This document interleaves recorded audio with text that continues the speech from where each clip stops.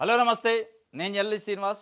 ఈరోజు ఆంధ్రజ్యోతి పేపర్లో నిన్న ముఖ్యమంత్రి రేవంత్ రెడ్డి గారు దేవరకొండ బహిరంగ సభలో మాట్లాడిండు. ఏం మాట్లాడిండు అంటే కేసీఆర్ తోని ముంచే రోజులు వస్తాయి అంటుండు. ఎందుకు ఆ మాట అన్నాడంటే కేసీఆర్ మొన్న మంచి రోజులు వస్తాయి మళ్ళీ మనమే వస్తామని చెప్పిండు. ఎక్కడ చెప్పిండంటే ఆయన ఫామ్ హౌస్కి పోయిన ఇద్దరు సర్పంచులు ఉన్నారు. ఏకగ్రీవంగా నరసన్నపేట, ఎర్రవెల్లి, గజ్వేల్ కాన్స్టిట్యున్సీలో నరసన్నపేట, ఎర్రవెల్లి గ్రామ పంచాయతీకి సర్పంచ్ సంబంధించిన ఎన్నికలు జరగలేదు. ఏకగ్రీవాలు అయినాయి, యునానిమస్ అయినాయి. ఆ యునానిమస్ అయిన పాలక వర్గాలు పోయి కలిశారు వాళ్ళు. ఆ కలిసిన సందర్భంలో మీరు అధైర్యపడొద్దు, మళ్ళీ వచ్చేది మనమే, మంచి రోజులు వస్తాయని చెప్పిండు. అది నేను అన్ని పేపర్లలో రాశారు. మంచి రోజులు వస్తాయట, కేసీఆర్ మళ్ళీ వస్తాడట అని. లేదు లేదు, కేసీఆర్తో వచ్చేది మంచి రోజులు కాదు, ముంచే రోజులు వస్తాయి అంటుండు. దాంతోపాటు ఇంకేం చెప్పిండంటే తనకు కొడుకే గుదిబండ, వాళ్ళను ప్రజలు పట్టించుకోరు, పేదలకు ఇల్లు ఇవ్వకుండా సొంతానికి గడీలు కట్టుకున్నారు, బీజేపీ పాలిత రాష్ట్రాల్లో ఎక్కడైనా సన్నభయం ఇస్తున్నారా, ఇట్లా ఇందరమ్మ చీర కట్టుకొని కాంగ్రెస్ పార్టీకి ఓటేయండి, మహిళలకు దేవరకొండ సభలో సీఎం రేవంత్ రెడ్డి పిలుపు. 3 ఏళ్ళు కాదు, మరో 5 ఏళ్ళు రేవంతే సీఎం అని కోమటిరెడ్డి వెంకటరెడ్డి చెప్పిండు. ఈ సరే తనకి ఇక ఈ మంచి రోజులు కాదు, ముంచే రోజులు వస్తాయి, ఇదంతా చెప్పిండు. తన వాళ్ళ బీఆర్ఎస్ పార్టీకి ప్లస్ కేసీఆర్కి కేటీఆర్ఏ గుదిబండ అని కూడా చెప్పిండు. సరే వాళ్ళ పార్టీకి ఎవరు గుదిబండ, పార్టీ ఏమైతే అనేది వాళ్ళ పార్టీ చూసుకుంటుంది. ఈ మంచి చెడు కాడికి వచ్చినప్పుడు ఈరోజు 2 సంవత్సరాలు అయింది మీరు అధికారంలోకి వచ్చి. రేపు డిసెంబర్ 7 ఈ రోజుతో 2 సంవత్సరాలు పూర్తి అయిపోయింది. మీరు ముఖ్యమంత్రిగా ప్రమాణ స్వీకారం చేసే ఎల్బీ స్టేడియంలో. మీరన్న 6 గ్యారెంటీలు 100 రోజులు అమలైనయా? మీరన్న అనేక హామీలు 100 రోజుల్లో అమలైనయా? 2 లక్షల ఉద్యోగాలు ఒక సంవత్సరం లోపు, అధికారంలోకి వచ్చిన సంవత్సరం లోపే 2 లక్షల ఉద్యోగాలు భర్తీ చేస్తున్నారు, చేశారా? వీటన్నిటిపైన ప్రజలు ఈరోజు చర్చించుకుంటున్నారు. ఎవరు ముంచేవాళ్ళు, ఎవరు మంచోళ్ళు. కేసీఆర్ 10 సంవత్సరాల్లో ఏం మంచి జరిగింది, రేవంత్ రెడ్డి 2 సంవత్సరాల పరిపాలనలో ఏం జరుగుతుందనే అంశాలపైన తెలంగాణ రైతాంగము, యువత, మహిళలు, నిరుద్యోగులు చర్చించుకుంటున్నారు. ఆ చర్చకి మీరు సమాధానం చెప్పాలి, పరిష్కారం చూపించాలి. ఈ కేసీఆర్ గుదిబండ, కేటీఆర్ గుదిబండ, లేదంటే వాళ్ళు ముంచుతారు, తేల్స్తారు, ఇది కాదు. వాళ్ళు ముంచుతారా, తేలుస్తారా 10 సంవత్సరాల్లో ప్రజలు చూశారు. ఇప్పుడు మీరేం ముంచుతున్నారు, మీరేం మంచి చేస్తున్నారు అనేది కూడా 10 సంవత్సరాలు, ఇప్పుడు 2 సంవత్సరాల్లో ప్రజలు చూస్తున్నారు. రైతులు కానీ వీళ్ళు పెద్ద ఎత్తున ఒక డిబేట్, చర్చ జరుగుతుంది. రేవంత్ రెడ్డి ప్రభుత్వం బెటరా, 10 సంవత్సరాల బీఆర్ఎస్ ప్రభుత్వం బెటరా, కేసీఆర్ ముఖ్యమంత్రిగా ఉన్నప్పుడు బెటరా, ఏది మంచిగా ఉందని ఒక పోల్చుకొని రైతులు ఒక చర్చించుకునే పరిస్థితికి మీరు 2 సంవత్సరాల్లో వచ్చిందంటేనే దాన్ని బట్టి మీరు దాన్ని కొంత మార్చుకోవాల్సిన అవసరం ఉంది. ఈ పొలిటికల్ విమర్శలు మానేసి. ఇది ఒక వార్త ఆంధ్రజ్యోతిలో. రైట్.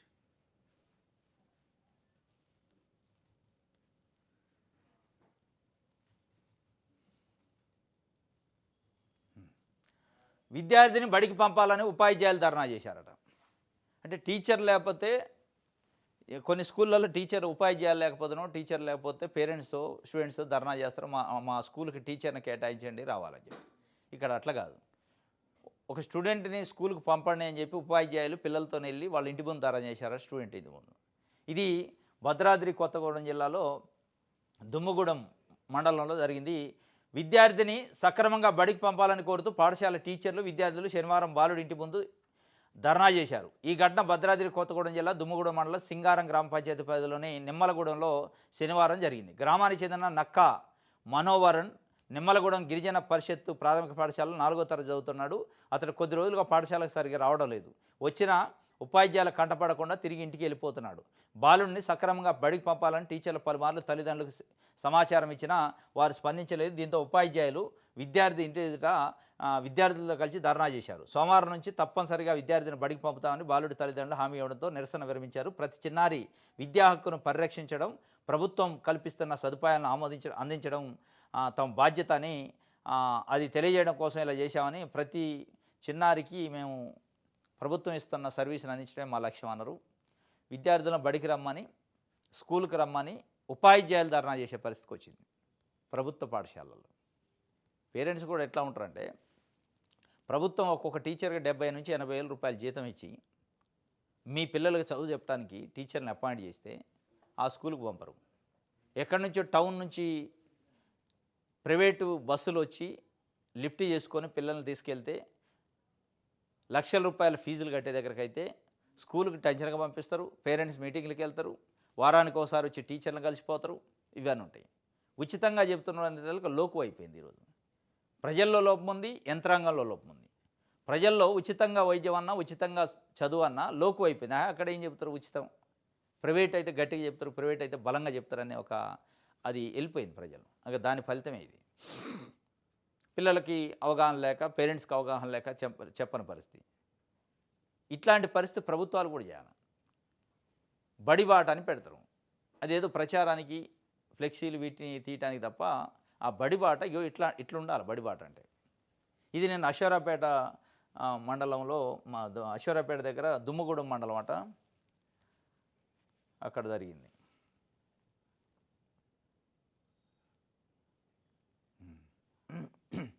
వెంకటరెడ్డిది ఆది నుంచి అవినీతి బాటే. హనుమకొండ హైదరాబాద్లో ఏసీబీ సోదాలు, ఆధారాలు లేని 30 లక్షల నగదు జప్తు. హనుమకొండ జిల్లా సంబంధించి జిల్లా అదనపు కలెక్టర్ వెంకటరెడ్డి నిన్న 60,000 రూపాయలు లంచం తీసుకుంటూ ఏసీబీకి పట్టుబడ్డు. ఇన్ఛార్జ్ డీఓగా ఉండి అదనపు కలెక్టర్తో పాటు ఇన్ఛార్జ్ డీఓ ఒక ప్రైవేట్ స్కూల్కి పర్మిషన్ ఇచ్చే దాంట్లో డైరెక్ట్గా ఒక అదనపు కలెక్టర్ పట్టుబడ్డంటే సిగ్గుతో తలదించుకోవాలి ఈరోజు వ్యవస్థలోని అధికార యంత్రాంగం. ఎంత ఘోరమైన పరిస్థితి అంటే, ఒక జిల్లా అదనపు కలెక్టర్ అంటే ఎంత డిగ్నిటీ ఉంటుంది, ఎంత హుందాతనం ఉండాలా. ఈయన ఏసీబీ ట్రాప్ చేస్తే కలెక్టరేట్ ముందు టపాసులు కాల్చుకున్నారు అక్కడ ప్రజలు వచ్చి. ఎంత అవినీతి పరుడు దీన్ని బట్టి అర్థమవుతుంది. ఏసీబీ ట్రాప్ చేస్తే టపాసు అంటే బాంబులు కాల్చుకున్నారు. కలెక్టరేట్ ముందుకెళ్ళి దరిద్రం వదిలిపోయింది, అవినీతి పరుడు పోయిండు అని చెప్పి. ప్రజల ఎమోషన్స్ ఎంత స్థాయిలో ఉన్నాయో దాన్ని బట్టి గమనించాను. ప్రభుత్వం డిస్మిస్ చేస్తా చేయదు, మళ్ళీ వచ్చి 3 నెలల్లో జాయిన్ అవుతాడు. మళ్ళీ అదనపు కలెక్టర్ ఏదో ఒకటి ఇస్తారు పోస్టింగ్, అయిపోయి ఏముంటుంది. ఈ ప్రజలు సంతోషం కానీ, ప్రజల ఎమోషన్స్ కానీ, ఏ స్థాయిలో అవినీతి అధికారులపైన ప్రజల్లో వ్యతిరేకత ఉందని గమనించైనా ప్రభుత్వం ఎన్నెన్నో చట్టాల్లో మార్పు చేస్తారు. అవినీతి చట్టాలకు సంబంధించి మార్పు తీరు ఎప్పుడో పాత చట్టాలు అట్లే ఉన్నాయి. ఇప్పుడు ఎవరికన్నా విలువ ఉందా అధికారులకి? నీతి నియమాలు ఉన్నాయా? విలువలు ఉన్నాయా? నైతికత ఉందా? నైతికత విలువలతో కూడా ఉన్నప్పుడు ఉన్న చట్టాలు అవి. అధికారులు ఆ రోజున్న అధికారులు కొన్ని విలువలు, కొన్ని నైతిక విలువలు ఉన్న రోజుల్లో తయారైన చట్టాలను ఇప్పుడు పెట్టి, ఇప్పుడు విలువలు లేవు అన్నీ దిగజారిపోయిన తర్వాత కూడా అదే చట్టాలు ఉంటాయి. దిగజారిపోయినప్పుడు ఎట్లా దానికి తగ్గట్టే చట్టాలు ఉండాలి. వన్స్ ఏసీబీకి దొరికిందంటే అవుట్ తీసేయటమేగా, డిస్మిస్ అనాలా. డిస్మిస్తో పాటు ఆస్తులని క్యాప్చర్ మొత్తం అటాచ్మెంట్ చేసుకొని ప్రభుత్వానికి అటాచ్ చేసేటట్టు ఉండాలి. అది లేదు. ఆయన కలెక్టరేట్ ఆఫీస్ ముందుకు వచ్చి నిన్న అవి టపాసులు కాల్చుకునే పరిస్థితికి వచ్చింది. మొదటి నుంచి ఉందట ఆయన పైన అభియోగాలు. రైట్. అనుమతుల సమాచారం లీక్ చేసింది ఎవరు? విచ్చలవిడి అనుమతులపై మున్సిపల్ అధికారులు ఆరా. విలీన మున్సిపాలిటీలో పర్మిషన్ల దాదాపై సర్వత్రా చర్చ. జీహెచ్ఎంసీలో విలీనమైన మున్సిపాలిటీలు, కార్పొరేషన్ల అనుమతుల అక్రమాలపై ఆంధ్రజ్యోతిలో ప్రచురితమైన కథనం సంచలనం సృష్టించింది. నిబంధనలకు విరుద్ధంగా అనుమతులు, నిర్మాణం పూర్తి కాని భవనాలకు ఆక్యుపెన్సీ సర్టిఫికేట్లు జారీ చేయడం, అధికారులు కోర్టు దండుకోవడంపై శనివారం విలీనానికి ముందు విచ్చలవిడి అనుమతులు శీర్షికన కథనం ప్రచురితమైంది. ఆయన విషయం తెలిసిందే. అనుమతులకు ముందు విలీనం, అదే అనుమతుల సమాచారం లీక్ చేసింది ఎవరు? లేకపోతే హిల్ట్ పీ పాలసీని లీక్ చేసింది ఎవరు? మీరు ఆలోచించాల్సింది ప్రభుత్వం. ఇది లీకులు ఎవరు చేస్తారని కాదు, ఇది మంచిగా చేయడం మనం చేస్తుంది ఏంటి అంటే, లీకుల గురించి ఎవరు భయపడతారు? దొంగతనం చేసేటోడు భయపడతారు. ఇప్పుడు విలీనం చేస్తున్నారు 27 మున్సిపాలిటీలని, కార్పొరేషన్ని జిహెచ్ఎంసీలో. ఆ విలీనం చేసే ముందే పాత రికార్డులలో అన్ని తప్పులు తడకలు చేసి పాత డేట్లతో అనుమతులు ఎప్పుడు తీసుకున్నట్టు ఆడ బిల్డింగ్ ఉండదు, ఓపెన్ ప్లాట్ ఉంటుంది, బిల్డింగ్ ఉన్నట్టు అనుమతులు ఇచ్చినట్టు అయిపోద్ది. వాడు ఇప్పుడు తర్వాత కట్టుకుంటాడు. జిహెచ్ఎంసీ పరిధిలోకి పోతే ట్యాక్సులు ఎక్కువైంది కాబట్టి మొత్తం అనుమతులు విచ్చలవిడిగా ముందు డేట్లు వేసి, ఎప్పుడో వెనకట 2-3 సంవత్సరాల డేట్లు వేసి అనుమతులు ఇచ్చినట్టు ₹1,00,00,000 దండుకొని అధికారులు బాగుపడతారని ఆంధ్రజ్యోతిలో కథనం వచ్చింది. ఇది లీక్ ఎవరు చేశారు? హిల్ట్ పీకి లీక్ ఎవరు చేశారు? ఇట్లాంటి లీకులు కాదు. మీరు చేయాల్సింది లీక్ ఎవరు చేస్తానని కాదు, మీరు చేస్తున్న దొంగతనం ఏంటి, దొంగతనం వల్ల ప్రజలు ఏమనుకుంటారు, వ్యవస్థ ఎడిపోద్దని అది ఆలోచించాలా. అది ఆలోచించట్లే. లీక్ ఎవరు చేశారు, దీనిపైన ఒక విచారణ. మీరు చేసేది దొంగతనం, మళ్ళీ దొంగతనం ఎట్లా లీక్ అయింది బయటపడదని మళ్ళీ విచారణ చేస్తే గీస్తే దొంగతనం చేసేవాళ్ళపైన విచారణ చేయాలి, కానీ ఇది లీక్ చేసినోడి పైన విచారణ చేయటం ఏంటి? ఇది ఆంధ్రజ్యోతికి సంబంధించి సాక్షి పేపర్లో.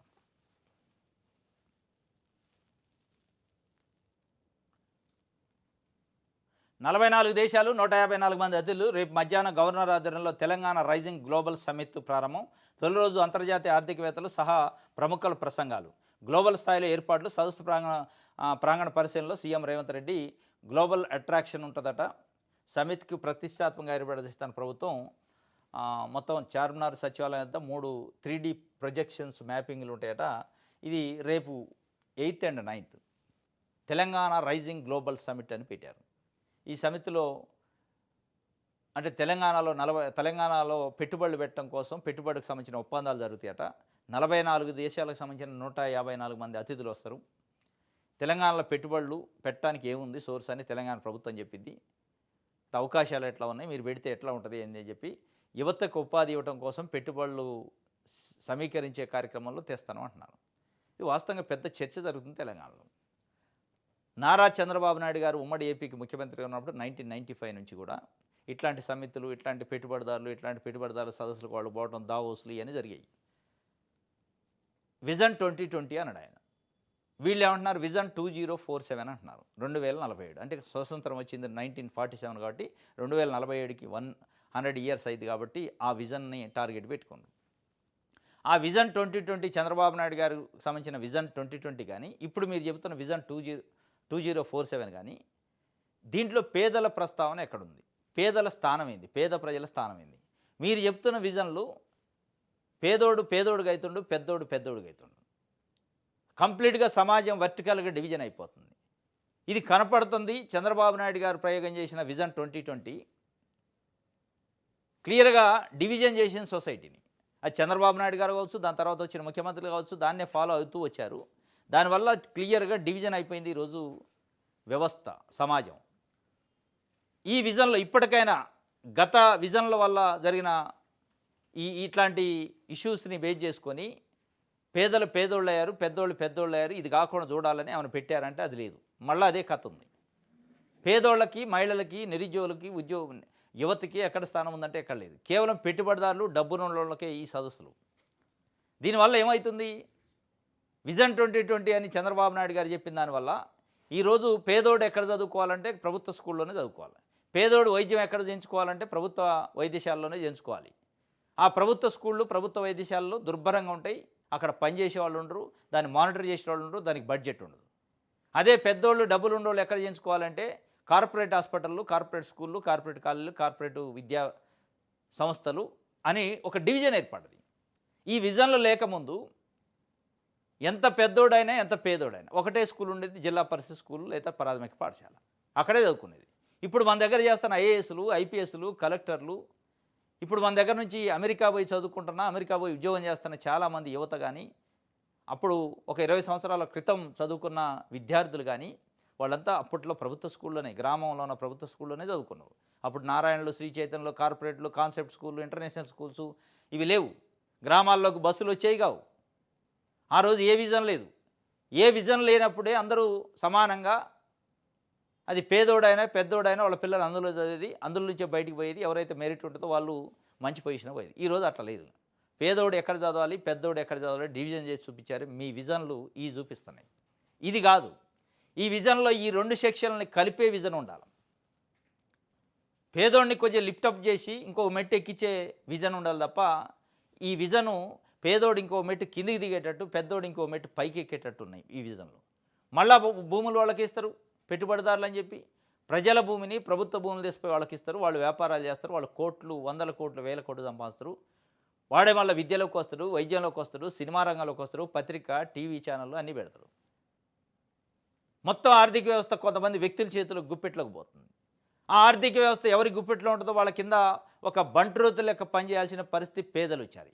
అందులో హోంగార్డులు, అందులో వాచ్మెన్లో, అందులో కాపలాదారులను ఉండాల్సిన పరిస్థితి వచ్చింది. ఇది పోవాలి. మీ సమితులు కానీ, మీ విజన్లు కానీ ఇట్లాంటివి ఉండాలి కానీ అవి లేవు. ఇందులో కూడా అది మిస్ అవుతుంది. ఇది గ్లోబల్ సమిట్కి సంబంధించి ఓటు అమ్మకం, ఇంటింటా వెలిసిన బోర్డులు, యాదాద్రి భువనగిరి జిల్లాలో సరికొత్త చైతన్యం, సత్ఫలితాలు ఇస్తున్న జిల్లా కలెక్టర్ కృషి. యాదాద్రి భువనగిరి జిల్లా కలెక్టర్ హనుమంతరావు గారు ఒక వినూత్నమైన కార్యక్రమం తీసుకున్నాడు. గ్రామ పంచాయతీ ఎన్నికల్లో ఓటుకు డబ్బులు తీసుకోం, ఓటుని అమ్ముకో అని చెప్పి ఒక క్యాంపెయిన్ చైతన్యం చేసిండు. ఓటు అంటే ఏంది, ఓటు విలువ ఏంది, ఓటుని 1000కో 2000కో లేకపోతే మందుకో సుక్కకో ముక్కకో అమ్ముకుంటే దానివల్ల వచ్చే పరిణామాలు ఏందని చెప్పి ఆయన ఒక చైతన్యం చేసిండు. ఆయనే కాదు చాలామంది చైతన్యం చేస్తున్నారు, కానీ అది ఎక్కట్లే ప్రజలకి. కాకపోతే అక్కడ కొంత సత్ఫలితాలు ఇచ్చింది. భువనగిరి, యాదాద్రి భువనగిరి జిల్లాలో బొమ్మల రామారం సంబంధించి మండలంలో మొత్తం బోర్డులు పెట్టుకున్నారట ప్రజలే వాళ్ళ ఇళ్ల ముందు. ఓటుని మేము అమ్ముకోము, మాకు డబ్బులు వద్దు. ఈ చైతన్యం రాష్ట్ర వ్యాప్తంగా రావాలి. ఈ చైతన్యం ఒక గ్రామ పంచాయతీ ఎన్నికలు కాదు, ఎమ్మెల్యే, ఎంపీ, ఎమ్మెల్సీ ఎన్నికల్లో కూడా రావాలి. ఎంత దారుణమైన పరిస్థితి అంటే గ్రాడ్యుయేట్స్ ఎమ్మెల్సీ ఎన్నికలు జరిగితే, గ్రాడ్యుయేట్స్ పెద్దల సభకి గ్రాడ్యుయేట్స్ ఎమ్మెల్సీ ఎన్నికలు జరిగితే గవర్నమెంట్ టీచర్లు ఒక్కొక్క టీచర్కి 70 నుంచి 80 వేలు జీతం వచ్చే టీచర్లు, మాకు గ్రాడ్యుయేట్స్ ఎన్నికల్లో ఓటు ఉంది, ఎంత డబ్బులు ఇస్తారు, ఎవరిస్తారు అని ఎతుకులాడుకున్న పరిస్థితి మొన్న జరిగిన గ్రాడ్యుయేట్స్ ఎన్నికలు. డబ్బులు ఎవరిస్తారు, ఓటు ఎవరికి వేయాలి?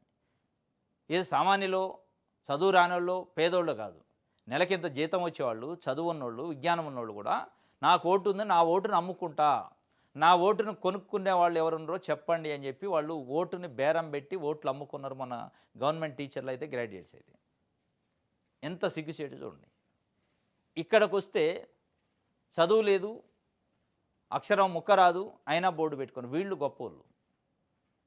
వాళ్ళు కాదు, నెలకు 80,000 90,000 జీతం తీసుకొని డిగ్రీ వరకు చదువుకొని ఓటుని నేను అమ్ముకుంటా, నా ఓటు వేలంపాట పెడతా, ఎవరు ఎక్కువిస్తారో వేస్తా అని వాళ్ళు ఈరోజు ఆ టీచర్లు, ఆ గ్రాడ్యుయేట్స్ సిగ్గుతో తలదించుకోవాలి వీళ్ళని చూసి. యాదాద్రి భువనగిరి జిల్లాలో బొమ్మల రామారం మండలంలో వెళ్ళండి, అక్కడికి వెళ్ళి చూడండి. ఇది రాష్ట్రంలో ఉన్న ప్రజల్ని అక్కడికి తీసుకెళ్ళాలి. చాలామంది తీసుకెళ్ళి ప్రజలకంటే ముఖ్యంగా ఇట్లాంటి ఉపాధ్యాయులు, గ్రాడ్యుయేట్స్, ఓట్లు అమ్ముకునే గ్రాడ్యుయేట్స్ని తీసుకెళ్ళి అక్కడ చూపించాలి. సిగ్గుతో తలదించుకుంటారు. ఇది ప్రచారం చేయాలి. ఈ బొమ్మల రామారంలో జరుగుతున్న విషయాన్ని, ప్రజలు పెట్టిన బోర్డుల్ని ప్రచారం చేసి మిగతా వాళ్ళకు కూడా సిగ్గు వచ్చేటట్టు చేయాలి. ఇది చాలా సత్ఫలితాలు ఇచ్చింది. ఇది రావాలి దేశం మొత్తం, ఇది రావాలి రాష్ట్రం మొత్తం, అన్ని ఎన్నికల్లో. అట్లా కాకుండా కాంటెస్ట్ చేయగానే జడ్జిమెంట్లు ఇస్తారు.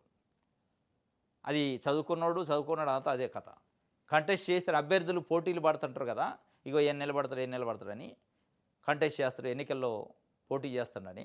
ఆ పోటీ చేసే అభ్యర్థులను ముందే విశ్లేషణ చేసుకుంటారు రసబాణ దగ్గర కూర్చొని. ఆయన ఏం గెలుతాడే, డబ్బులు లేవు అని కాడ, ఇగో ఈయన కాడ డబ్బులు ఈడే గెలుతాడు, వీళ్ళే జడ్జిమెంట్లు ఇచ్చేస్తారు. అంటే డబ్బులను బట్టి కాదురా నాయన, మనం వేసే ఓట్లను బట్టి, మన దగ్గర ఉన్న ఓట్ల సంఖ్యను బట్టి గెలుస్తాడని లేదు, డబ్బులతో తూకం వేస్తున్నారు. రాజ్యాంగం రాసింది డాక్టర్ బిఆర్ అంబేద్కర్ ఇచ్చిన ఓట్లను బట్టి గెలుపుని డిసైడ్ చేయాలి, కానీ డబ్బులను బట్టి గెలుపుని డిసైడ్ చేసే పరిస్థితుల్లో ఏ ఓటు వేయాలనో ఆ ఓటర్సే మాట్లాడుకునే దౌర్భాగ్యమైన పరిస్థితి వచ్చింది. అది పోవాలి.